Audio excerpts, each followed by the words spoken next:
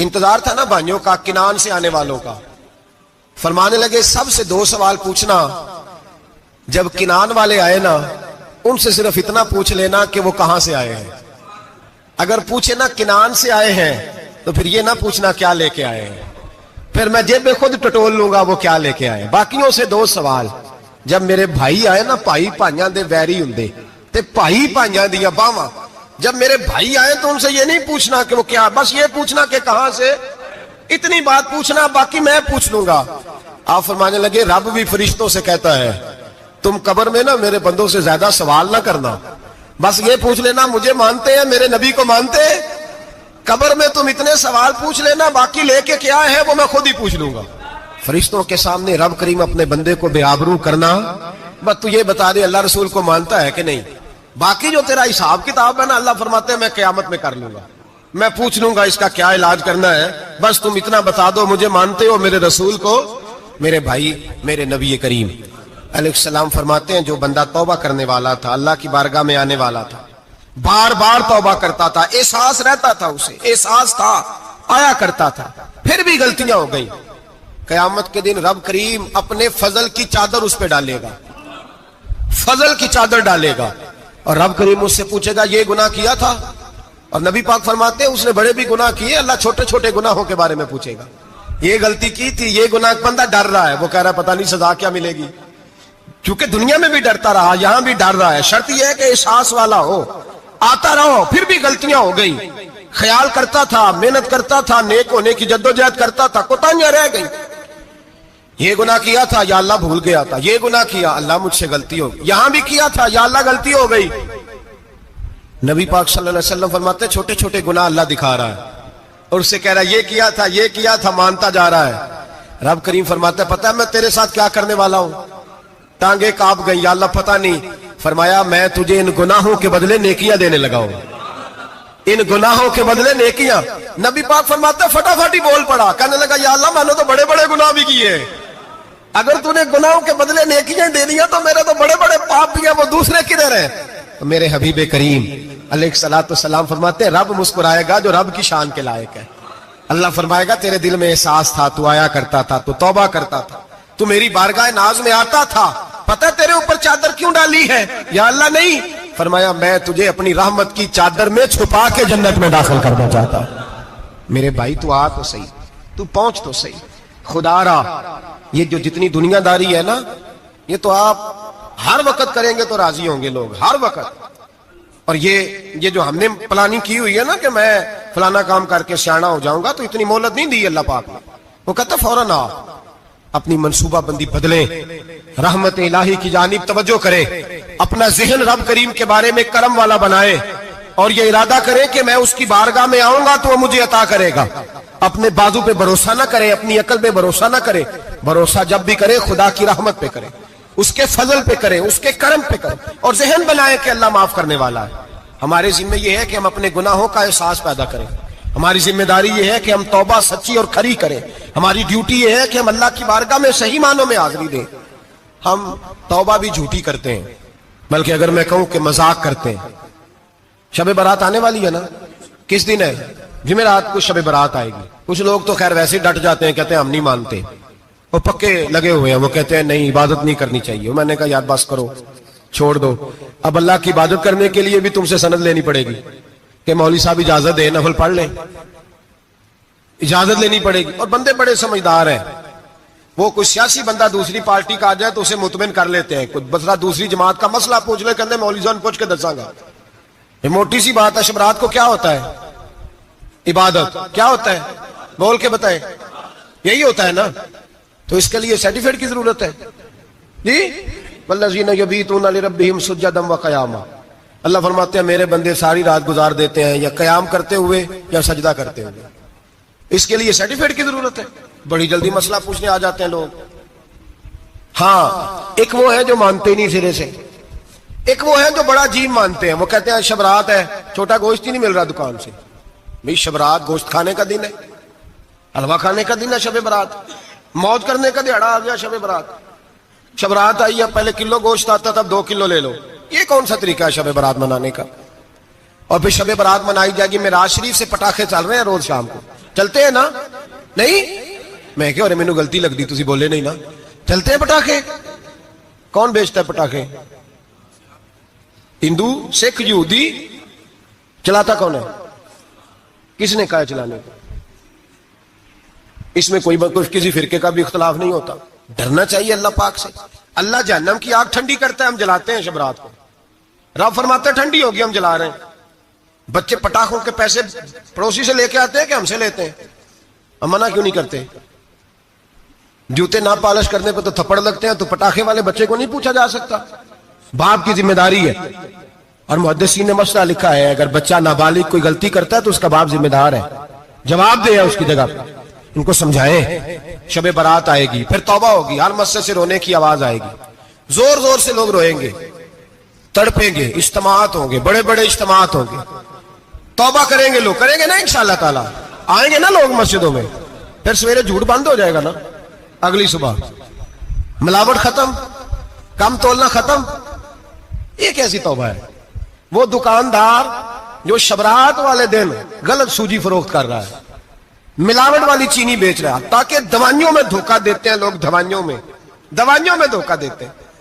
ایک ڈاکٹر خود مجھے کہنے لگے، وہ میرے دوست ہیں، ہلکا پھلکا کورس کیا ہوا ہے، کہتے میرے دوست ہیں کئی سارے لوگ. تو ایک ایسا ہی ہمارے شعبے کا آدمی تھا، تو اپنے ابا جی کو وہ ڈرپ لگانے لگا، تو ابا جی کہنے لگے پتر مینو اصلی لا دے تیری مہربانی، مینو اصلی لا دے تیری مہربانی، لوکھا علی نہ لا دے.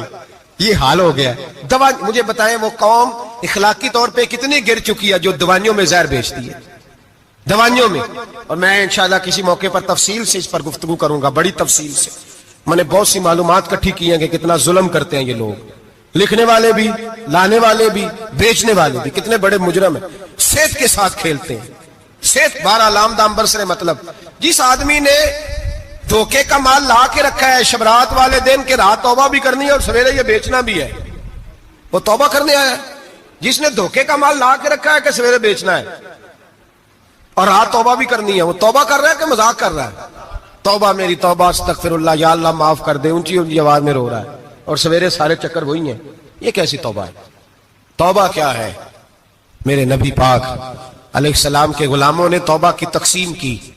حضرت حسن بصری سے کسی نے پوچھی توبہ کیا ہے، تو آپ نے فرمایا توبہ یہ ہے کہ جب تو توبہ کر لے تو پھر اس جگہ نظر نہ آنا جہاں کھڑے ہونے سے رب رسول ناراض ہوتے. اور فرمایا توبہ یہ ہے کہ جب تو نے توبہ کر لی پھر وہاں سے غیر حاضر نہ ہونا جہاں حاضری کا تجھے اللہ رسول حکم دیتے ہیں. یہ تیری توبہ ہے. اور اگر تو ایسا نہیں کرتا پھر تو نے توبہ نہیں کی، پھر تو نے مذاق کیا. میرے بھائی رحمت الہی آواز دیتی ہے کی طرف رجوع کریں، دوڑے اور رحمت کی امید رکھ کے آئیں. یہ سمجھ لیں کہ اللہ پاک، میں ایک بات اکثر کرتا ہوں، نبوت کا دروازہ بند ہوا ہے. داتا گنج بخش علی اجویری نے کہیں نہیں لکھا تھا کہ میرے بعد علی بن عثمان اجویری دوسرا نہیں آ سکتا. حضرت مجدد صاحب کہیں نہیں لکھ کے گئے کہ دوسرا مجدد الفسانی پیدا نہیں ہوگا. حضرت بہاءالحق نقشبند بخاری نے کہیں نہیں کہا کہ میرے جیسا ولی نہیں ہو سکے. بزرگوں نے کبھی نہیں کہا. تو جدوجہد تو کر. اقبال کہتے ہیں آج بھی ہو اگر ابراہیم کا ایمان پیدا، آگ کر سکتی ہے انداز گلستان پیدا. تو پروگرام تو بنا، آگے کی طرف تو سفر کر. میرے نبی کریم سید عالم صلی اللہ علیہ وسلم نے فرمایا تیرے آ جانے سے تیرا رب راضی ہو جاتا ہے. جب تو آتا ہے تو تیرا اللہ راضی ہو جاتا ہے. یہ جو ہماری مشکلات ہوتی ہے نا، جن میں ہم الجھے ہوتے ہیں، وہ جو ہمیں جادو ہو جاتا ہے، تویز کر دیتے ہیں ہمارے قریبی رشتہ دار، وہ تویز نہیں ہوتے، وہ ہمارے اعمال کی سزا ہوتی ہے. ہمارے اعمال کی سزا ہوتی ہے. ہم وہ ڈھونڈتے پھرتے ہیں کہ بابا مل جائے پھونک مارے صحیح کر دے، حالانکہ وہ ہمارے اعمال کی سزا ہے. ہمیں اپنی تربیت کرنی چاہیے ہمیں. اور ویسے بھی دم دروز تویز دھاگا میں اکثر کہا کرتا ہوں، میں کہتا ہوں میں نے کسی کتاب میں نہیں پڑھا کہ کوئی بندہ نبی پاک سے یمن سے دم کرانے آیا ہو کہ میں حضور سے دم کرانے جا رہا ہوں، مصر سے آیا ہو دم کرانے، شام سے دم کرانے آیا ہو. میرے نبی پاک کے پاس جو بھی آیا کرتا تھا نبی پاک کا دین سیکھنے آیا کرتا تھا. دم درود تو ایک ضمنی چیز ہے، ذلی چیز ہے، ہو گیا تو ٹھیک ہے، ورنہ اللہ پاک اگر بیماری میں راضی ہے تو نبی پاک نے خود بیماری کو سینے سے نہیں لگا کے رکھا. خود اللہ کے محبوب سید عالم صلی اللہ علیہ وسلم کا وصال بیماری کے ساتھ ہوا. تو بیماری تو مریدنی ہے میرے نبی پاک کی، وہ تو کنیز ہے حضور کے گھر کی. عام دام برسر مطلب کھری توبہ، سچی توبہ. اور کس طرح کی توبہ؟ میرے نبی کریم علیہ الصلوۃ والسلام نے ایک دن صحابہ سے پوچھا ایک بات تو بتاؤ، بخاری مسلم کی حدیث ہے، یا رسول اللہ پوچھئے. نبی پاک صلی اللہ علیہ وسلم نے فرمایا اگر کوئی آدمی صحرا میں سفر کر رہا ہو، بہت بڑا صحرا ہو، اونٹ پر اس کا سفر ہو اور اس نے اونٹ پر کھانے پینے کا سامان باندھا ہو، پیسے بھی رکھے ہو، پانی بھی رکھا ہو، تھک گیا سفر کرتا کرتا، درخت کی ایک ٹہنی کے ساتھ اونٹ کی نکیل باندھی اور درخت کے نیچے لیٹ گیا آرام کرنے کے لیے۔ اللہ کے حبیب فرماتے ہیں اچانک اس کی آنکھ لگ گئی، جب جاگا تو اس نے دیکھا کہ اونٹ تو غائب ہو گیا ہے، اب نہ کھانا ہے، نہ پانی ہے، نہ پیسے ہیں، اور صحرا بڑا لمبا ہے، پیدل سفر بھی نہیں کر سکتا۔ تھوڑا سا ڈھونڈا، پھر موت کا انتظار کرنے لگا، سوچنے لگا موت آئے گی، اب مر جاؤں گا۔ اللہ کے محبوب فرماتے ہیں تھوڑی دیر گزری، جب بالکل مایوس ہو گیا تھا تو اچانک نظر پڑی تو اونٹ اس کا سامنے کھڑا تھا۔ نبی پاک صحابہ سے پوچھتے ہیں بتاؤ، اس کی کل کائنات اجڑ گئی تھی، رات ضائع ہو گئی تھی، ہر شے لٹ گئی تھی، دوبارہ اسے مل گئی ہے، بتاؤ اسے کتنی خوشی ہوگی؟ صحابہ کہنے لگے یا رسول اللہ نئی زندگی مل گئی اس بندے کو، وہ ساری دنیا سے زیادہ راضی ہے۔ تو میرے کریم رسول صلی اللہ علیہ وسلم نے فرمایا رب کریم کا نافرمان بندہ جب اس کی بارگاہ میں آ کے توبہ کرتا ہے تو اللہ اس سے بھی زیادہ راضی ہو جاتا ہے۔ نافرمان جب آ کے کہتا ہے یا اللہ معاف کر دے، آئندہ نہیں کرتا، میں اللہ تو راضی ہو جاتا ہے۔ اور حبیب پاک علیہ السلام فرماتے ہیں وہ اتنا کریم ہے، جب بندہ اپنے رب سے صلح کر لیتا ہے، توبہ کر لیتا ہے، تو اللہ زمین کو کہتا تو بھول جا میرے بندے نے گناہ کیا ہی نہیں، آسمان سے کہتا تو بھول جا میرے بندے نے گناہ کیا ہی نہیں۔ پھر رب کریم فرشتوں سے فرماتا ہے کہ مٹا دو جو تم نے لکھا تھا، میں نے اپنے بندے کے ساتھ صلح کر لیا۔ شب برات کو آئیں گے مسجد میں انشاءاللہ، کتنے بجے؟ نہیں جو سوچیا ہی نہیں ہے اس پاسے تھے، عصر کے وقت مسجد آئیں شب رات۔ کتنے بجے جی؟ عصر کے وقت آئیں، غسل کریں، مسجد آئیں، عصر کے بعد درود شریف پڑھیں اور مغرب سے لے کر فجر تک عبادت کریں۔ مغرب میں شام شروع ہو جاتی ہے، ایک رات جاگ کے دیکھیں، جاگنا پڑتا ہے، مریض ہو جائے تب بھی جاگنا پڑتا ہے، دکھ لگ جائے تب بھی وہ جگا لیتا ہے۔ بڑے بڑے جاگتے ہیں، بڑے بڑے جاگ لیتے ہیں، وہ جگا لیتا ہے، تندرستی بھی، صحت بھی، دولت بھی، اے سی بھی، پلنگ بھی بڑا اچھا، لیکن اگر وہ نیند نہ دینا چاہے تو بندہ ساری رات ہی تڑپ کے جاگتا ہے، تڑپ کے۔ اور بھوکا اتنا، روٹی کا بھوکا اتنا پریشان نہیں ہوتا جتنا نیند کا بھوکا پریشان ہوتا ہے۔ الجھ جاتا ہے انسان، وہ جگا لیتا ہے قبل اس کے کہ وہ خود جگائے، خود بخود جاگ جائے۔ مغرب سے لے کر فجر تک نماز پڑھیں، ذکر کریں، درود پاک پڑھیں، محفل میں شرکت کریں۔ میرے رسول کریم علیہ الصلوۃ والسلام کی پیاری زوجہ ام المومنین سیدنا عائشہ صدیقہ رضی اللہ تعالیٰ عنہ کہتی ہیں حضور رمضان کے علاوہ سب سے زیادہ روزے شعبان میں رکھتے تھے، گویا پریکٹس ہوتی تھی رمضان کی۔ میں نے عرض کیا یا رسول اللہ صلی اللہ علیہ وسلم اتنے روزے کیوں رکھتے ہیں، ابھی رمضان تو آگے ہے؟ تو نبی پاک نے فرمایا عائشہ اس مہینے میں بندے کا عمل اللہ کی بارگاہ میں جاتا ہے، میں چاہتا ہوں جب میرا عمل جائے تو میں نے روزہ رکھا ہوا ہو۔ کثرت سے روزہ رکھیں اور میرے بھائی بدل جائیں۔ میرے نبی پاک نے فرمایا غنیمت جان اگر صحت ہے تو بیماری آنے سے پہلے غنیمت جان جا، یہ چلی جائے گی۔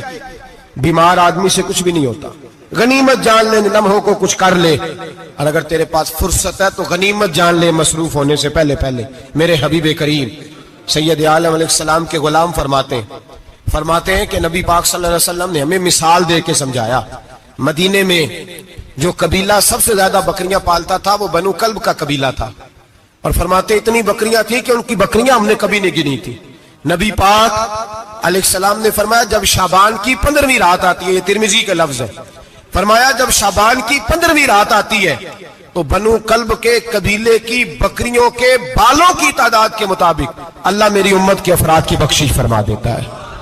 اور صحابہ کہتے ہیں ہمیں لگتا یوں ہے کہ چونکہ ہم نے جو چیز سب سے زیادہ دیکھی تھی وہ بنو کلب کی بکریاں تھیں، اس لیے نبی پاک نے ہمیں سمجھانے کے لیے ان کی بات کی، ورنہ اگر ہم نے اس سے زیادہ کچھ شے دیکھی ہوتی تو نبی پاک اس کا نام بیان فرماتے۔ ہمیں سمجھانے کے لیے فرمایا بنو کلب کے قبیلے کی بکریوں کے بالوں کی کسی ایک بکری کے بال بھی بندہ گن سکتا، اور حضور نے فرمایا جو سب سے زیادہ بکریاں پالتے ان کی تعداد کے مطابق حضرت عائشہ صدیقہ رضی اللہ تعالیٰ عنہ فرماتی ہیں جنت البقیع میں حضور جایا کرتے، قبرستان میں، قبرستان کے کونے میں اللہ کے رسول کو میں نے نماز پڑھتے بھی دیکھا 15ویں رات کو، اور فرماتی ہیں حضور بقیع والوں کے لیے بخشش کی دعا بھی کرتے، قبرستان بھی جائیں شب برات کو ان کے لیے دعا بھی کریں۔ اور پھر میرے بھائی شب برات کو للہیت کے ساتھ آئیں، लौटने का प्रोग्राम बनाए, उससे कबल के रब करीम खुद जकड़ के ले आए, खुद बखुद आए, उसके करम की तरफ तवज्जो करें, उसकी रहमत की तरफ तवज्जो करें। मेरे रसूल करीम सल्लल्लाहु अलैहि वसल्लम के पास एक देहाती आए, मौला अली शेर खुदा फरमाते मैं भी हाजिर था। कहते कभी कभी सादे बंदे आते थे पर बड़ी अजीब ही बात कर जाते थे। कहते एक देहाती आए, तामत बांधी हुई और सादा सा रुमाल कंधे पे रखा हुआ है। नबी पाक के पास आए और हुजूर से दिल लगी करने लगे, हुजूर से दिल लगी करने लगे, मीठी बातें कहने लगे। यार रसूलल्लाह एक मसला पूछने आया हूं। फिर मैं पूछो। अर्ज करते हैं हुजूर कयामत में हिसाब कौन लेगा? कयामत में अब किसको नहीं पता कौन हिसाब लेगा, दिल लगी की बात है ना, कौन लेगा? नबी पाक ने फरमाया अल्लाह हिसाब लेगा। तो कहते उसने ना और जुमला कहा तो हम उसकी बात पे हैरान हो गए। कहने लगे या रसूलल्लाह वाकई अल्लाह हिसाब लेगा? तो कहते नबी पाक मुस्कुराए, फरमाने लगे तुझे तेरी मार होए, मैं सच्ची तो कह रहा हूं, तो किस तरह की बात कर रहा है, अल्लाह हिसाब लेगा। हजरत अली फरमाते उसने रुमाल उठाया कंधे पे रखा, कहने लगे या रसूल अल्लाह अगर रब हिसाब लेगा तो फिर उसने माफ ही कर देना है। ये कह के वो चला गया, ये लफ्ज कह के वो चला गया। तो हजरत मौला अली कहते मैंने हुजूर का चेहरा देखा तो गुलाब से भी ज्यादा खिला हुआ था, मैंने नबी पाक का चेहरा देखा तो चांद से भी ज्यादा रोशन था। मैंने कहा हुजूर ये क्या कह गया है? नबी पाक ने फरमाया बंदा बड़ा सादा था, बात बड़ी प्यारी कर गया है, बड़ी प्यारी कर गया है। हुजूर ने फरमाया अली रब करीम है, और करीम जब गालिब होता है तो करम ही फरमाया करता है, वो करम ही करता है, वो माफ ही करता है, वो माफ ही करता है। अल्लाह माफ करता है, पर मैंने कहा कोई माफी लेने आए ही ना, तो कोई माफी लेने। एक और बात भी आखिर में समझानी है आपको, वो भी समझ ले। हम जब किसी रिश्तेदार को राजी करने जाते हैं ना, नाराज हो, तो हमें पता चल जाता है कि ये वक्त टपाने आया या राजी हो गया। दो किस्म के लोग होते हैं, कहते हैं चलो बरादरी आ गई मैं चलता हूं, पर किस तरह? टाइम पे टाइम आऊंगा, 200 दे के घर आ जाऊंगा। और जो राजी हो जाते हैं ना, वो 2 दिन पहले आते हैं, देगों का भी ख्याल करते हैं, मुलाकात करते हैं, वो कपड़े भी नहीं बदलते। फर्क होता है राजी होने में। बात की समझ आ रही है आप? हम तौबा करने आते हैं अल्लाह की बारगाह में, क्या हमें पता नहीं चलता कि हमने तौबा किया, रब राजी हुआ है कि नहीं हुआ? हमारा ईमानी रिश्ता तो है ना अपने रब से, रूह का ताल्लुक तो है ना, तो हमें अंदाजा होता है कि अल्लाह राजी हो गया कि नहीं। अंदाजा तो होना चाहिए ना हमें। ये बात कहने की नहीं, ये बात महसूस करने की है, इसको महसूस करें। हम जब अल्लाह की बारगाह में आए तो फिर हमें अंदाजा होना चाहिए कि मैंने मना लिया है कि नहीं मना सका, मैं उसको राजी करके उठ रहा हूं कि नहीं उठ रहा।